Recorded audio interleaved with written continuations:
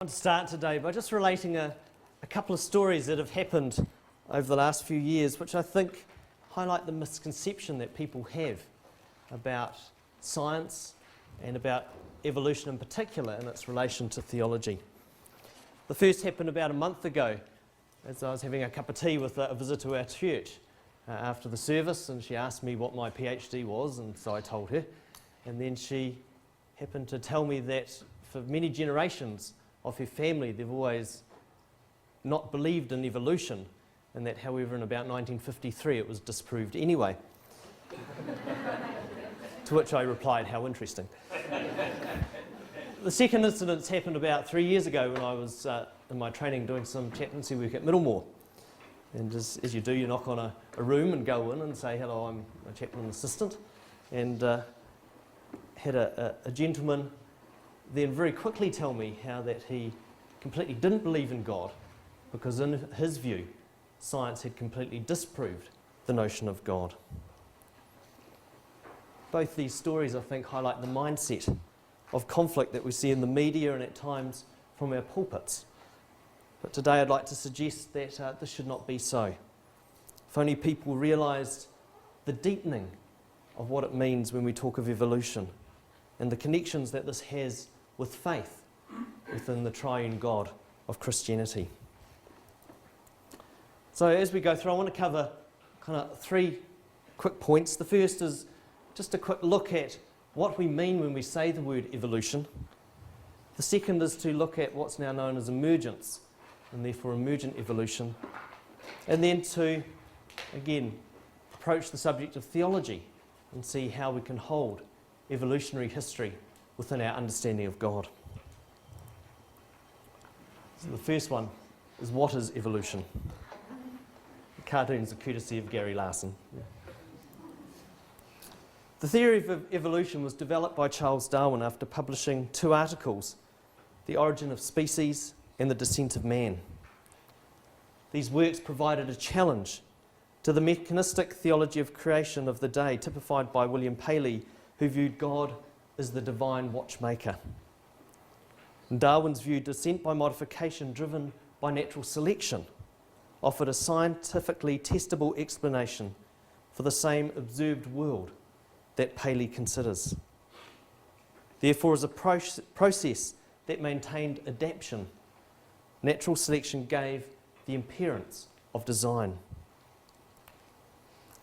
Today, however, when we use the word evolution, we are in fact talking about what people might call the synthetic theory of evolution, which combines Darwin's view of natural selection with Mendelian genetics, which are at the basis of inheritance, and molecular biology, as we've just heard from Graham, to provide a mechanism of action and an understanding of gradual change within Darwin's original theory.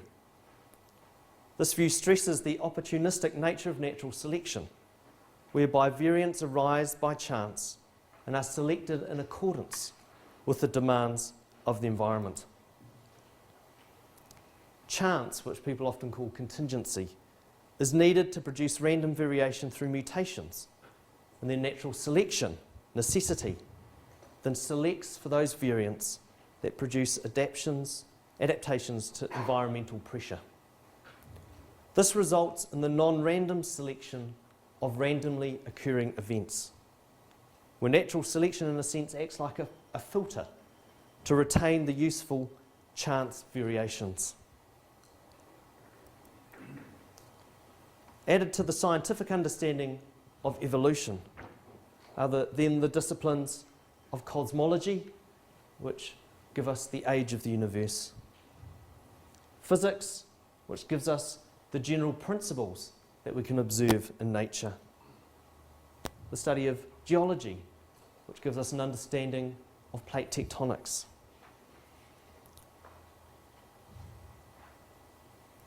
And as a result, to talk about evolution is to talk now of a much broader and interconnected understanding of science than that originally stated by Darwin in the 1800s.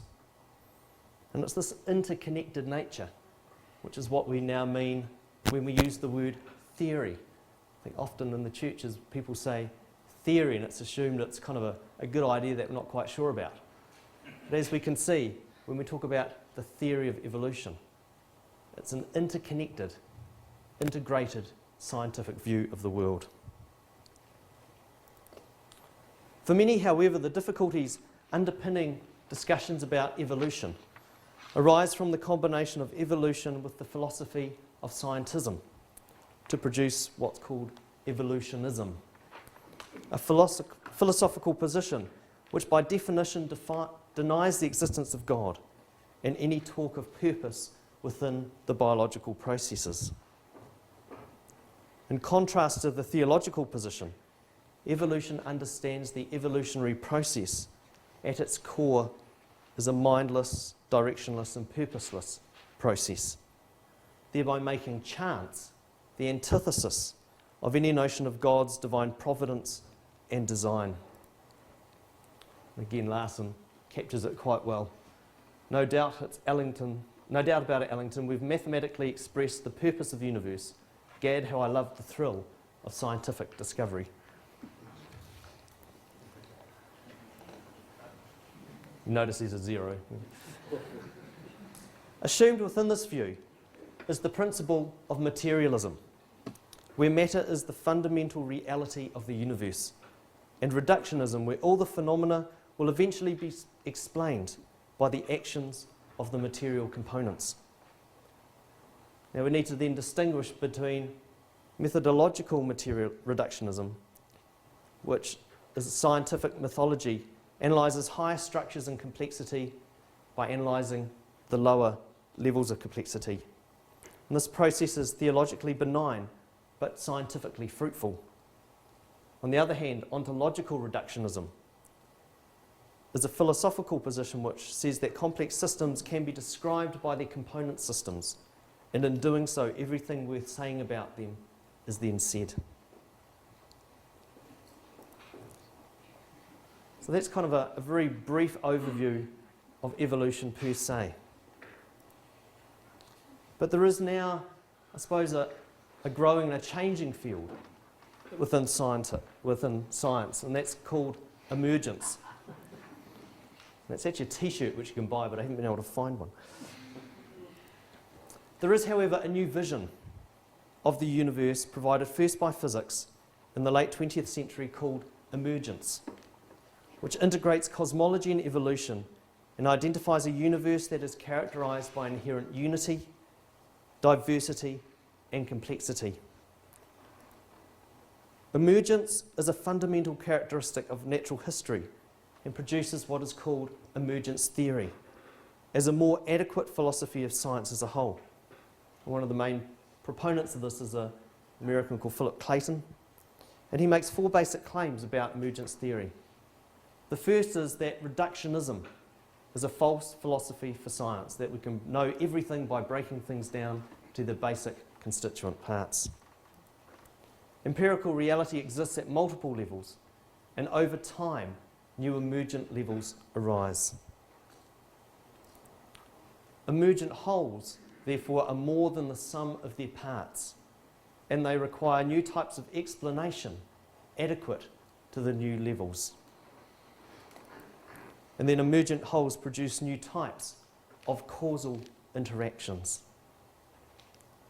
The emerging universe, therefore, is characterized by an evolving system of systems in the form of a nested hierarchy where parts exist within wholes, which are themselves parts within more complex wholes. Within an emerging world, new realities or properties come into existence over time by self-organisation, resulting in an increase in complexity so that the system as a whole influences the behaviour of the parts at the higher levels of complexity through what is known as top-down causation.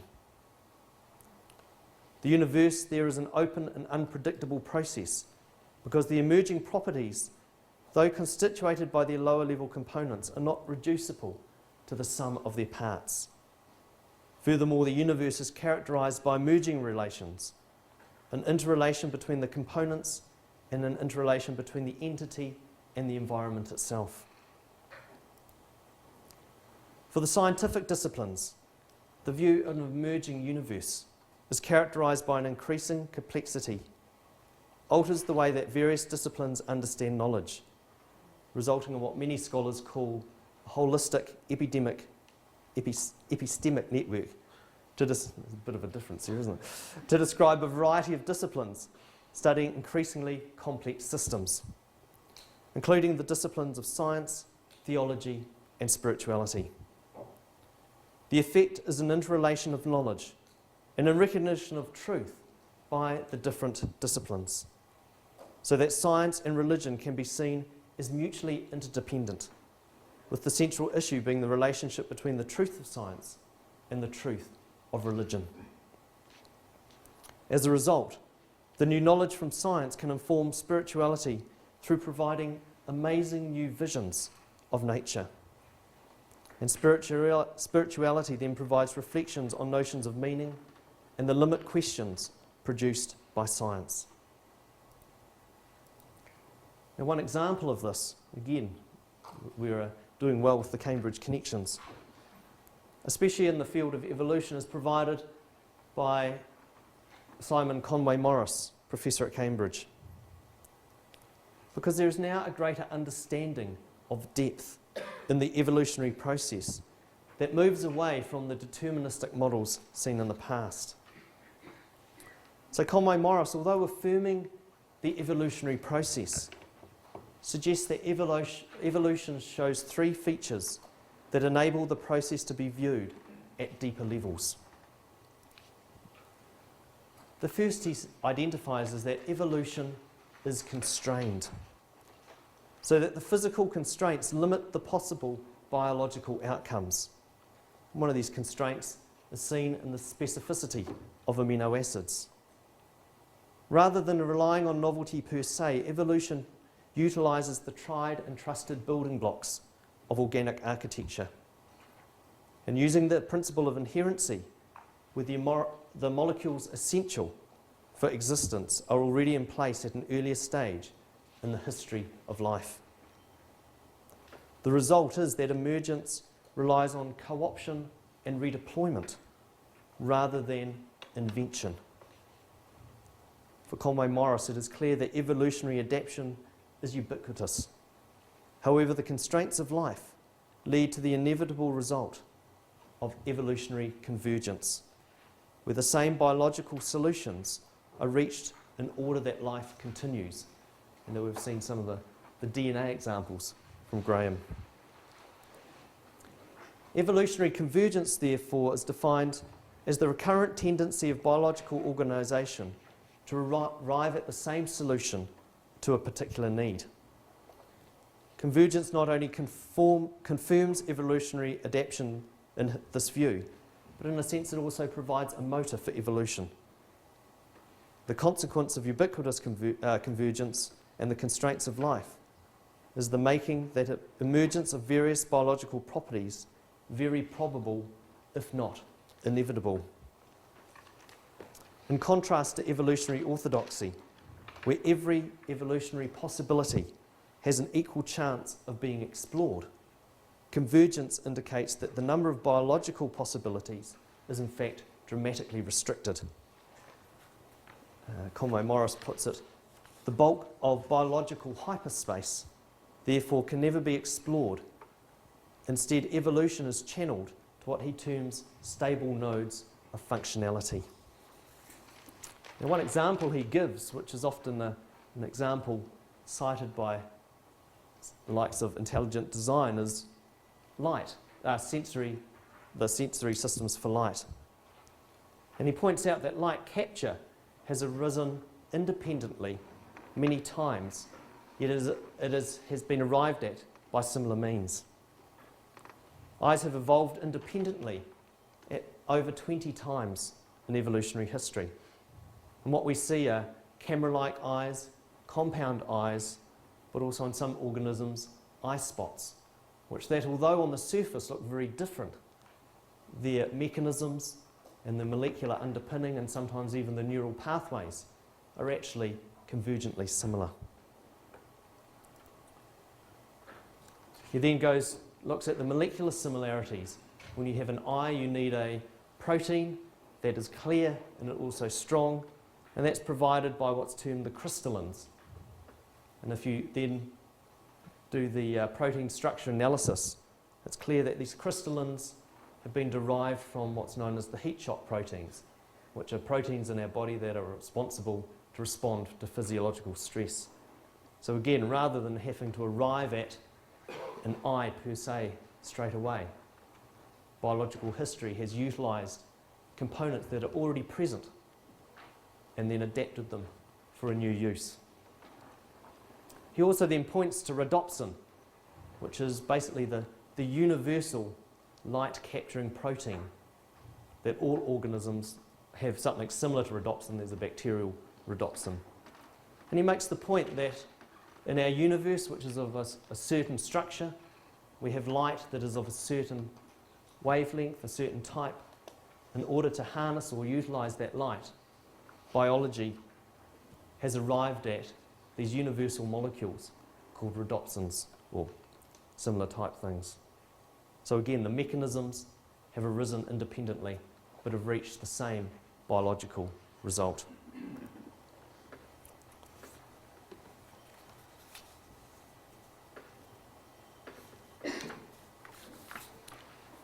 The second point he makes is that evolution shows trends, and in particular the trend of increasing complexity. As a result, natural selection cannot be seen as a random walk through genetic drift. And accordingly to Conway Morris, geological time shows the emergence of more complex worlds. And one such trend is the increase in body size of terrestrial mammals, which he suggests sounds like progress. And thirdly, he shows an understanding of convergence points to deeper patterns within evolution, which he kind of terms as signs of genuine creation. Here the paradox exists between the vast richness of life and the constraints of life, as seen in the growing list of molecules that have undergone what he calls convergent evolution. He then goes to use this metaphor of evolutionary navigation as an informative concept for understanding convergence, where life has the propensity to navigate to rather precise solutions in response to adaptive challenges, thus allowing evolution to move across multi-dimensional hyperspace of biological possibility to reach the very specific biological solutions. Evolution is therefore seeded with probabilities, if not inevitabilities, in which the entire foundational economy of the universe must be just right in order for life to develop. Therefore, as Conway Morris suggests, this world is underpinned by deeper commonalities. The unique implication from Simon Conway Morris's work is that because evolution has produced a uniquely sentient species, i.e. us, with a sense of purpose, we must take the claim of theology seriously, that the world does have meaning. Now, this position goes against the strict Darwinist view that the naturalistic system is devoid of ultimate purpose. For Conway Morris, the principles of inherency, convergence, and directionality show that there is a sense of meaning and purpose to the evolutionary process, which can be extrapolated from its origins, and therefore purpose can be discerned within the bounds of scientific methodology. As he goes on to suggest, not only is the universe strangely fit to purpose, but so too is life's ability to navigate to its solutions. All the possible biological paths are not open to be explored. In fact, the constraints of life lead to the probable, if not inevitable, emergence of various biological properties through a process which he identifies as congruent with the Christian view of creation. And he just makes these points of simplicity, navigation towards specific biological solutions, sensitivity, inherency, meaning the rearrangement and the co-option rather than creation de novo, biological diversity and convergence, and then finally the inevitability of sentience. So this is an example of, I suppose, emergent biological thinking which broadens and deepens our understanding of evolution as a process. But within the evolutionary process, emergence theory has also proved especially fruitful in considering the human person. Biologically, the highest level of emergence is human personhood, where the mind emerges from the most complex biological structure known, which is the human body and brain. Humanity is therefore continuous with evolutionary history, being made of the same matter and energy, while also being discontinuous as a qualitatively different being. In a recent study of human uniqueness, J. Wenzel van Huyston provides a good example of emergence, and in particular provides a greater appreciation of the role of spirituality or religious imagination within human evolution. The central feature of van Huyston's work is his approach based on what he calls transversality, which is a non-hierarchical, multi-perspective view of knowledge. This approach accepts a plurality of human knowledge and identifies the voices of science, theology, religions and art as different but equally legitimate ways of looking at the world. The central presupposition to this approach is a holistic view that identifies humans as embodied persons and as such are the locus of rationality in contrast to a rationality based on abstract ideas. This position accepts the physical evolution of Homo sapiens as one unique node of biological inevitability, but points to the unique human ability of transcending our biological origins, resulting in the unique human activities that compose our culture, such as art, science, and religion.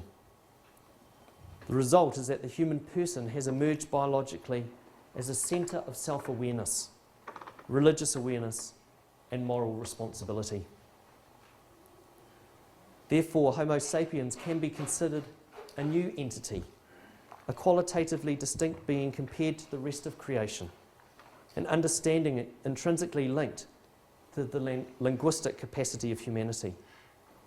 It is language that is thought to have led to the unique human imagination through what he terms, cognitive fluidity, where the various domains of the human brain freely interact, resulting in imagination and the symbolic revolution seen in cave art 60,000 to 30,000 years ago. Most significantly, in using a multidisciplinary approach, van Huyston has identified the naturalness, meaningfulness, and rationality of religious imagination and religion in human experience, where embodied humanity transcends its biological origin in the search for fulfillment and meaning. This position is supported by Philip Clayton, who suggests that the search for meaning is a ubiquitous human activity. Therefore, religiosity is intrinsic to human existence. As van Huyston continues, we make sense of our world by producing symbolic ones that include real and imaginary creatures, myths and beliefs. So that religion, therefore, is one of the earliest special properties of modern humans detectable in the archaeological record. And this is a view which counters the Enlightenment critique of religion as a primitive, pre-rational worldview.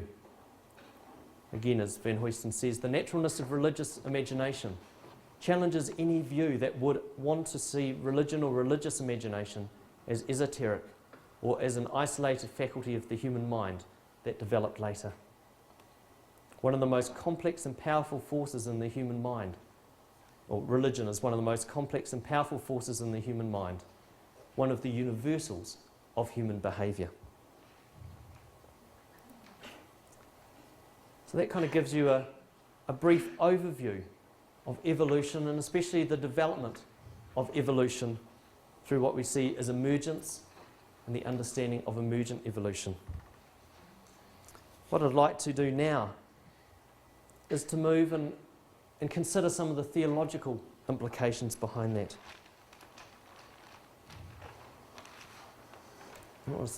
And in doing so, touch on a category known as theistic evolution. By the way, theistic evolution doesn't suggest this thing is half-baked. I'm going to start with a quote from George Murphy, who says it is important for the mission of the church that it supports good science and oppose bad science, pseudoscience, and the opponents of science, because the Christian doctrine of creation implies that the world makes sense, and that the church itself will be discredited among scientifically literate people if it is identified with scientific ignorance and incompetence. My contention is that in order to best articulate a Christian perspective on evolution, we need to again emphasise the narrative approach to biblical interpretation, which has been touched on today, where the Bible is understood to be cast in the form of story, and where the early Hebrews and Christians are identified as storytellers. In a sense, this is kind of big picture thinking. In this context, the narrative approach provides value, meaning, and unity, while remaining true to the core beliefs of the Christian faith, where biblical theology can be understood as a proclamation of the story of God's redemptive actions in history, in which the Bible can be read as story, and one's own story can be told on that basis. The Bible declares that the authority belongs to God, revealed in Jesus Christ and the Spirit, and as a whole can be read as a story of God's sovereignty in the renewal of creation. It also provides a commonality of language between theology and science, because the development of emergence also gives biological or natural history a narrative structure, again based on increasing complexity. Within such a framework, it is possible to integrate evolution within the doctrine of creation in what is called theistic evolution, a view in which evolutionary history is placed within the broader story of God's creative and redeeming work, so that evolution becomes part of nature's God-given freedom and a continuing process through which God brings creation to its fulfillment. The first point about theistic evolution is that it shows that the Christian doctrine of creation is compatible with the view of reality proposed by science. At the centre of this compatibility is the understanding of relationality, which both views express. For theology, relatedness is grounded in the relationality of God, so that the universe is understood in terms of nature as creation. From a scientific perspective, relationality is grounded in common origins, both cosmic and biological. As a result, evolutionary history involves an initial singularity from which all matter is derived and from which biological history has then developed.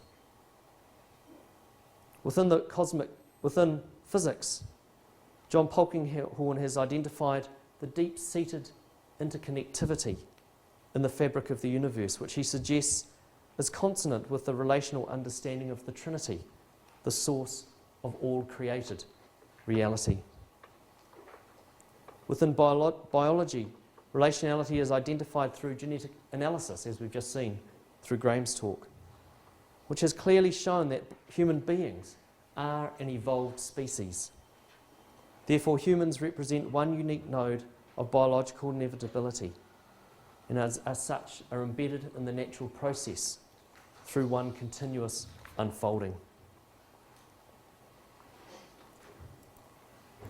Oh, I want to go back.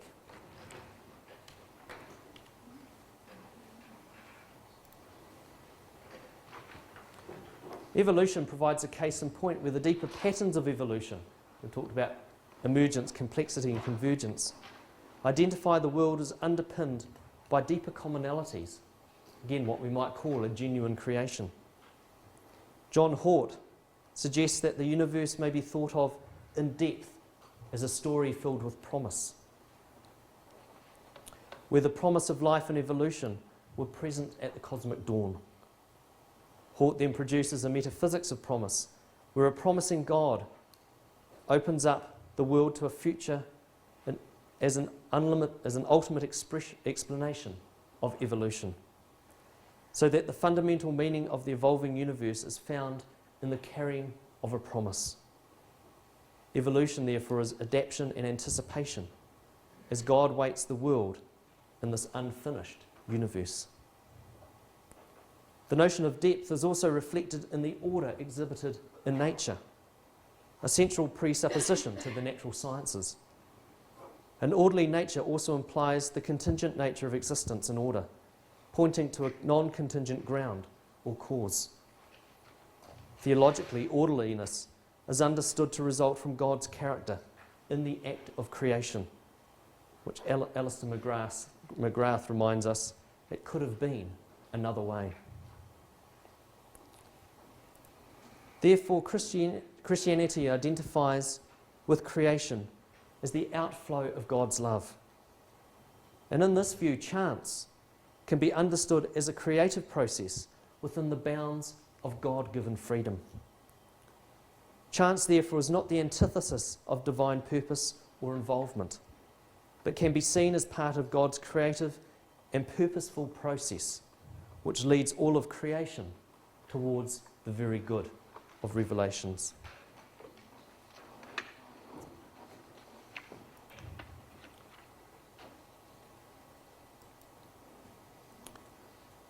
The second point about theistic evolution is that it has the ability to integrate within itself new scientific perspectives, especially the move away from the mechanistic reductionistic worldview of the past to one expressing the universe as an emergent phenomenon, characterised by inherent unity, diversity and complexity. The effect is an interrelation of knowledge and a recognition of truth via various disciplines, so that science and religion can be seen as mutually interdependent, with the central issue being the relationship between the truth of science and the truth of religion.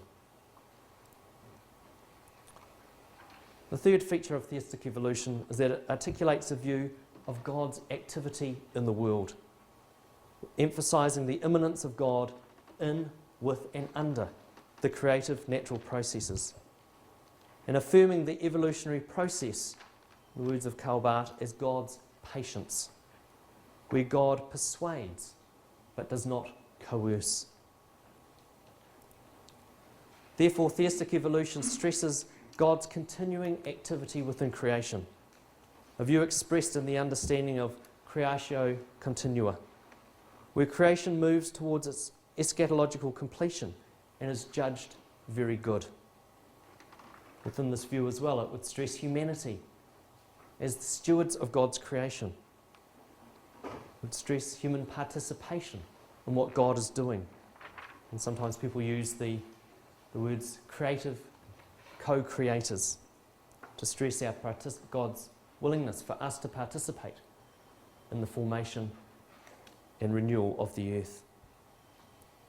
In this future, God's providence sustains the world in a process where creation can be seen as God's project, which is reorientated to its proper end through the death and resurrection of Jesus, thereby affirming the importance of the material nature of the universe, where the new creation is produced ex vetere as the redeeming transformation of the old creation. In this context, the cross is seen as the symbol of God's suffering, which leads to hope and renewal to a broken world, where Christ's redemptive act includes humanity and all of creation, and what can be understood as the final perfection of cosmic history. Therefore, through the incarnation of God in Jesus Christ, God reveals his humble and self-emptying love for the whole of creation, life and the cosmic process, and the process of kenosis, the self-emptying of Christ and taking on human life, and in turn the suffering of God with humanity. Therefore, in the cross of Christ, God shares in the suffering of creation, so we can be assured that our God truly does understand the reality of our earthly existence. In doing so, the fulfillment of God's power is seen in God's self-limitation and sharing the creaturely existence, which is an act of relational power, is unlimited. Within God's continuing and sustaining presence, the primary effect of the resurrection is to provide hope in the midst of suffering and death, so that life can be lived in anticipation of the new creation. Also emphasised in the resurrection is the activity of the Holy Spirit, who was present at the beginning of God's creative act as the Lord and giver of life, and continues to be present as the breath of God, God's immanent power breathing life into and empowering the universe in all its stages, enabling all creatures to be and to become, so that even in a world characterised by death and suffering, God's purposes are being fulfilled.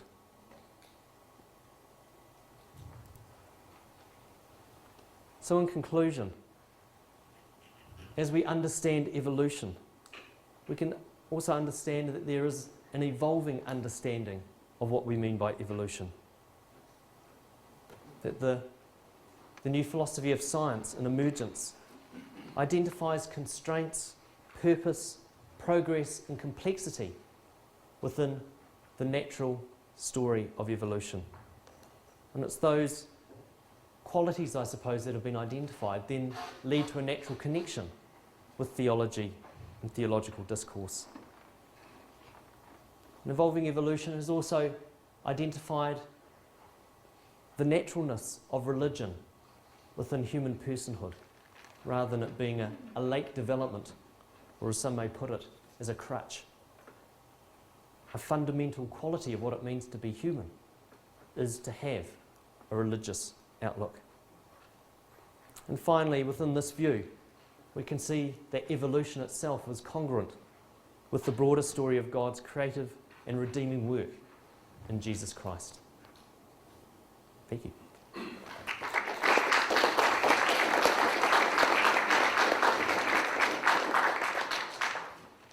you, Graham. So, any questions? Right at the back. Just a quick one, the idea of the human person that has a unique knowledge, doesn't that sort of go against like the idea that all of creation, God's work and then it should all be sort of like equal as such?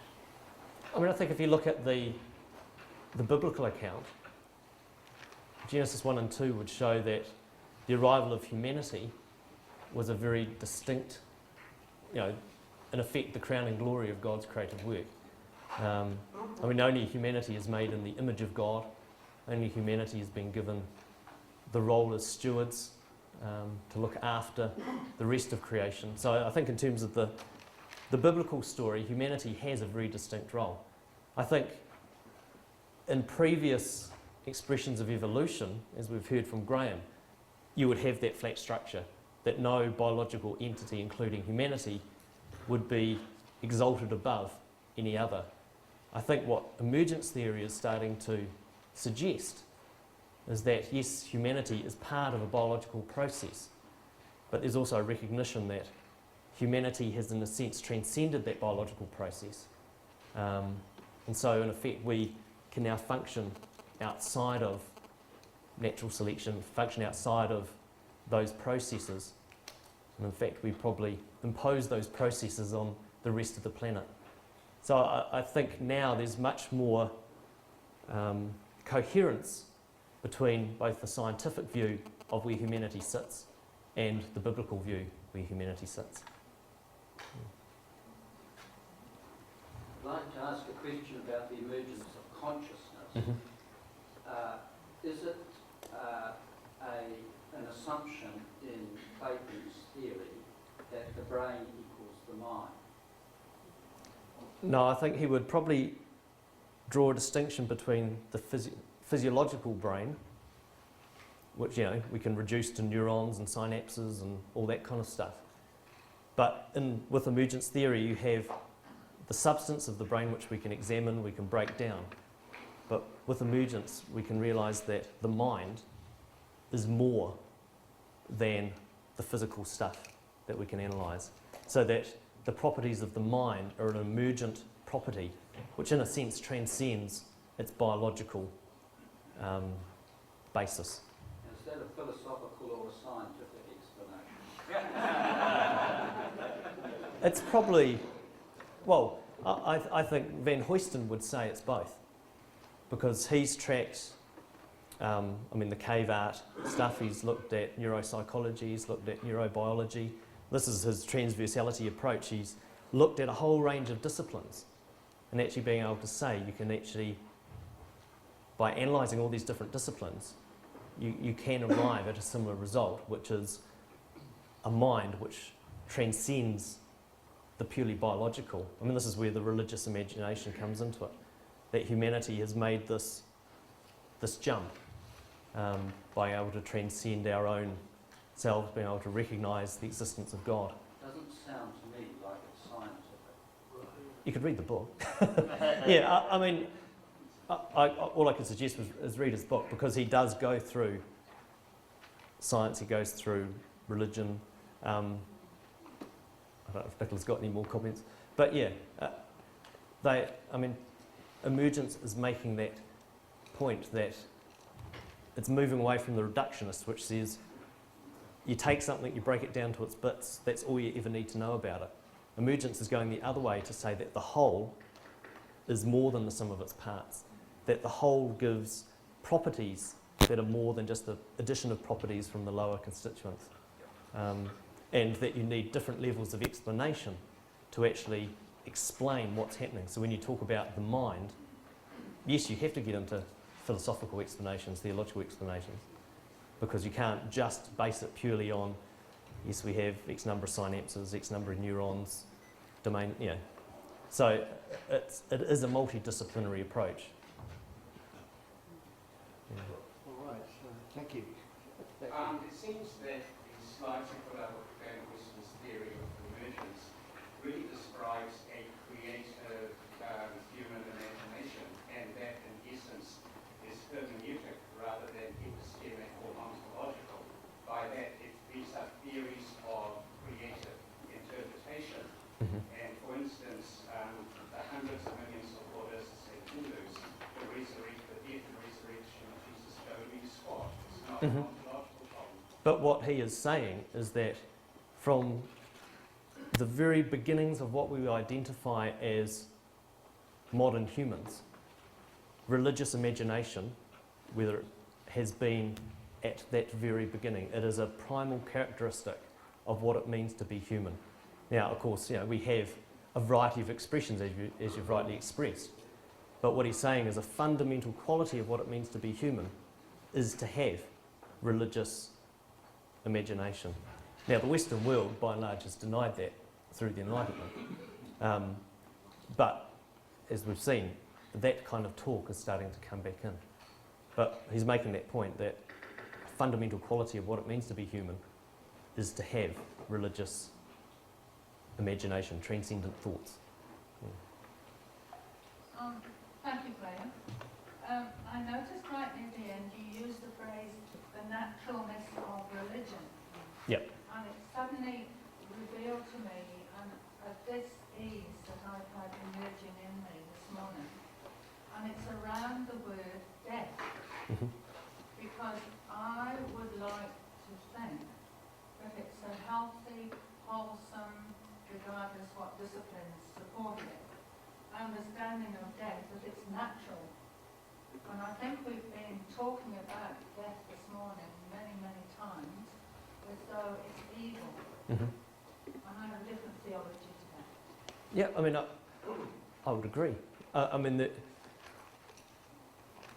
You'd have to suggest biologically, we wouldn't have petrol in our car if the dinosaurs in the forest hadn't died. There's a sense that there's a naturalness in death, recycling, of the things of nature, the elements, all the stuff we need. There is a sense that this world there isn't, I think, talked about entropy and decay. But I think being human, we do tend to place a moral position on death. From Christian point of view, you can talk about death and separation from God and the decisions you make. So, I mean, I would agree that there is a sense that there is a naturalness within death, but there is also, as in a sense, transcendent beings with a transcendent mind. Death scares the pants off us because we recognise the finality of life and we have to live under that shadow. So I would say it's both and. There is a sense that we can accept the naturalness of death, but as humans, death is the one very thing that, I mean, we are forever trying to run away from. Well, there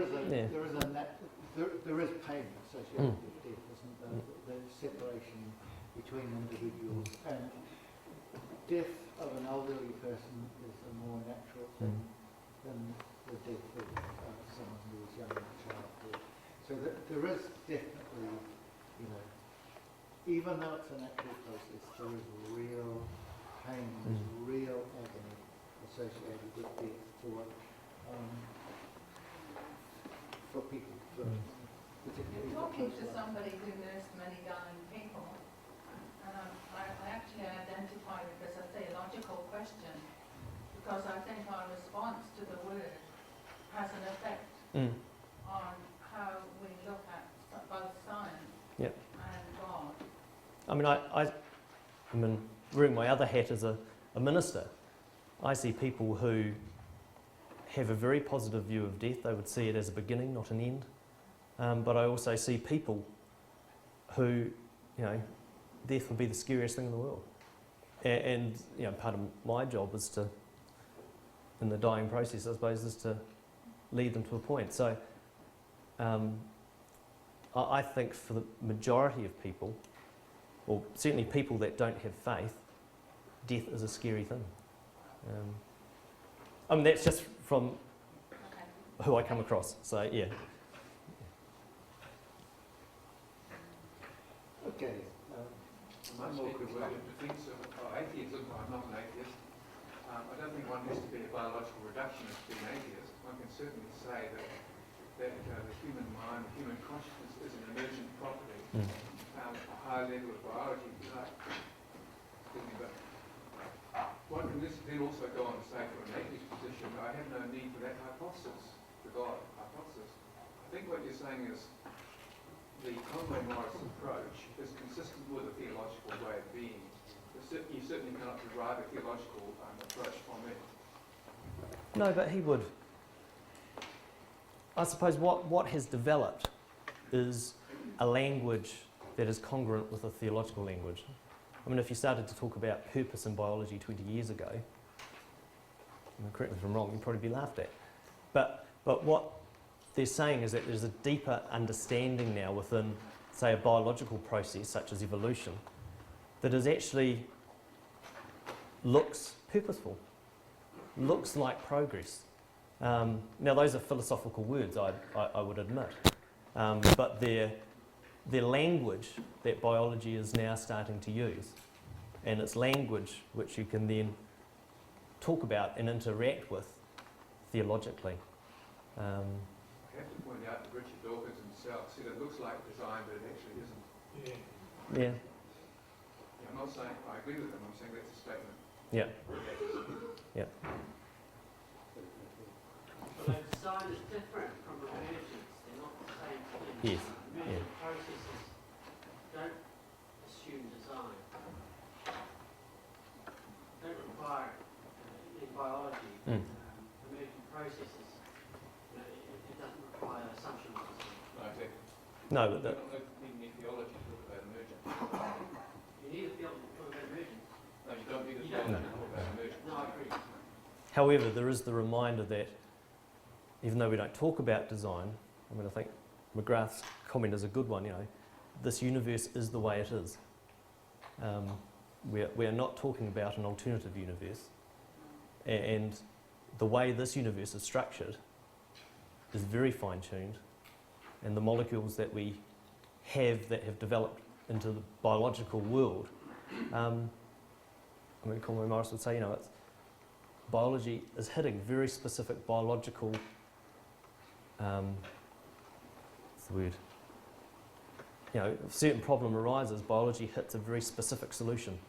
It doesn't then go through all the possible combinations and pop out the one that works. So that the mere structure of our universe, the mere nature of our carbon, our nitrogen, actually has an impact on the fact that all the possibilities aren't possible. I think that position you just put forward, I agree with. It's consistent with either a theological or an atheist position. It fits either way.